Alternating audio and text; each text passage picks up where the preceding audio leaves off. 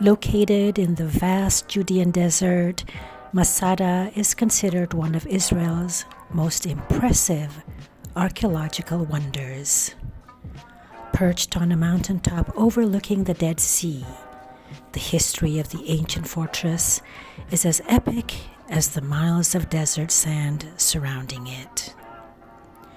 The compound was considered the hanging palace of Herod the Great, king of Judea, who ruled Israel between 37 BC and 4 AD, and is now a UNESCO World Heritage Site. To access Masada, one begins with a cable car ride to the mountaintop fortress itself. Almost entirely invisible from the summit, a new visitor center was opened on the plain beneath the eastern side of Masada in the year 2000.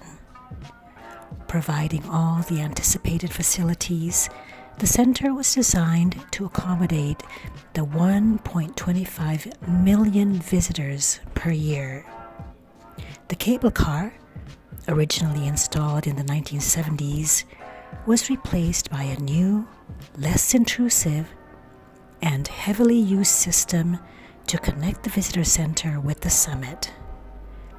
It is also still possible to undertake the arduous climb to the summit by the two historic pedestrian access routes.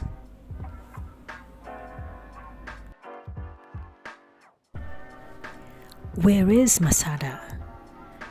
The fortress is located on the edge of the vast Judean desert between En Gedi and Sodom, on cliffs made up of chalk, dolomite, and marl strata about 1,300 feet, or 400 meters, above the Dead Sea. Because of the desert climate, the surrounding area is virtually uninhabited and undeveloped. The Hebrew word Masada means strong foundation or support. It is a natural fortress built on top of a barren mountainous desert plateau thousands of feet above the Dead Sea. Herod the Great, king of Judea, who ruled from 37 to 4 BC, originally built Masada as a castle complex in the last century BC. When the ancient Romans overtook Judea in the 1st century AD, the grounds became a fortress for the Jewish people.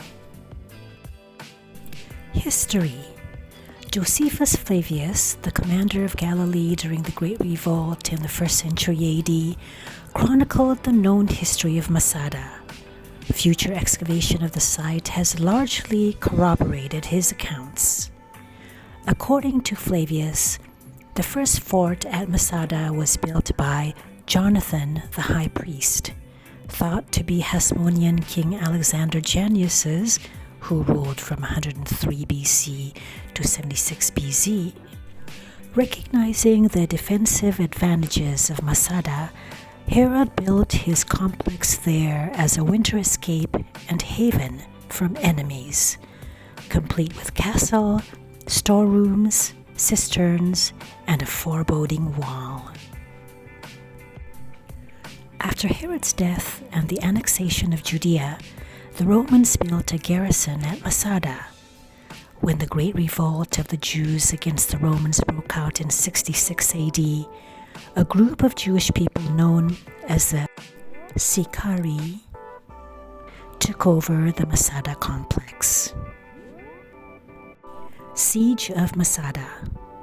Following Menahem's murder in 66 AD in Jerusalem, Eleazar ben Yair fled from Jerusalem to Masada to command a group of Judean rebels. When Jerusalem was destroyed in 70 AD, the remaining rebels joined Eleazar at Masada to live in Herod's former palaces.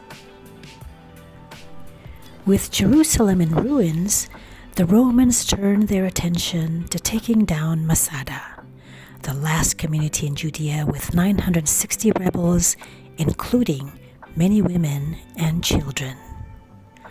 Led by Flavius Silva, a legion of 8,000 Romans built camps surrounding the base, a siege wall, and a ramp on a slope of the western side of the mountain made of earth and wooden supports. After several months of siege without success, the Romans built a tower on the ramp to try and take out the fortress's wall. When it became clear that the Romans were going to take over Masada, on April 1573 AD, on the instructions of Ben Yair, all but 2 women and 5 children who hid in the cisterns and later told their stories took their own lives rather than live as Roman slaves. According to Josephus's account in The Wars of the Jews, and I quote, "They had died in the belief that they had left not a soul of them alive to fall into Roman hands.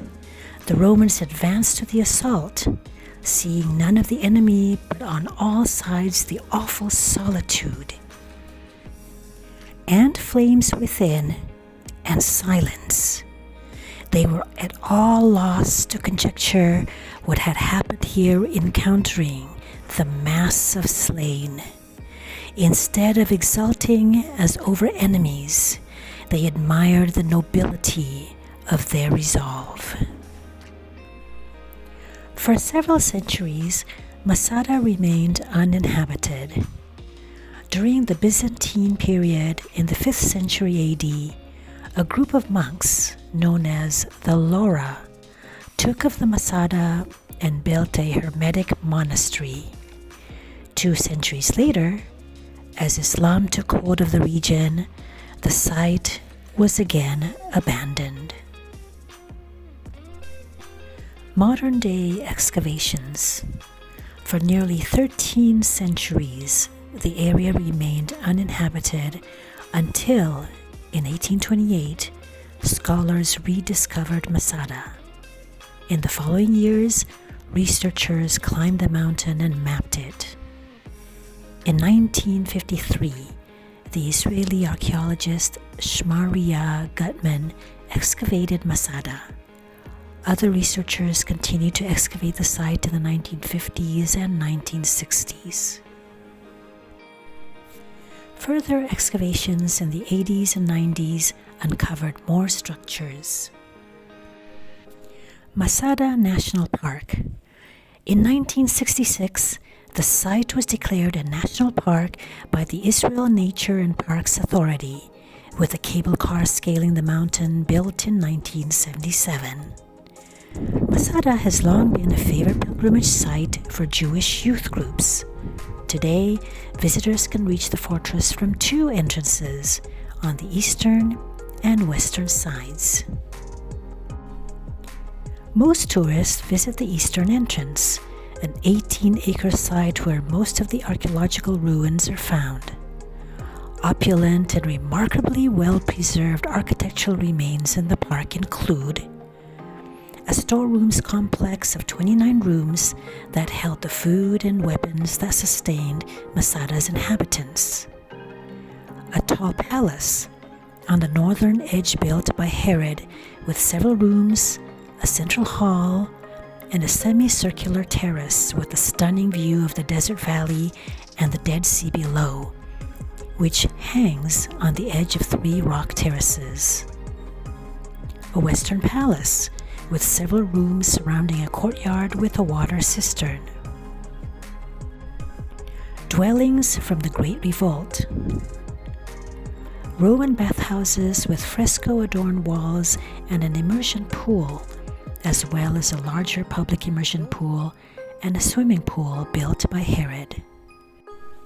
A sophisticated water system which channeled water from the gate to cisterns that could hold more than 40,000 cubic meters of water. The runoff collected from a single day's rain could allegedly sustain over 1,000 people for 2 to 3 years. A synagogue built during Herod's time, where sections of scrolls and papyrus from the time of the revolt, along with the well-preserved woman's braid of hair, were found. And finally, a Byzantine church with walls and floors decorated in colorful pottery and stone mosaics, and a Byzantine monastic cave.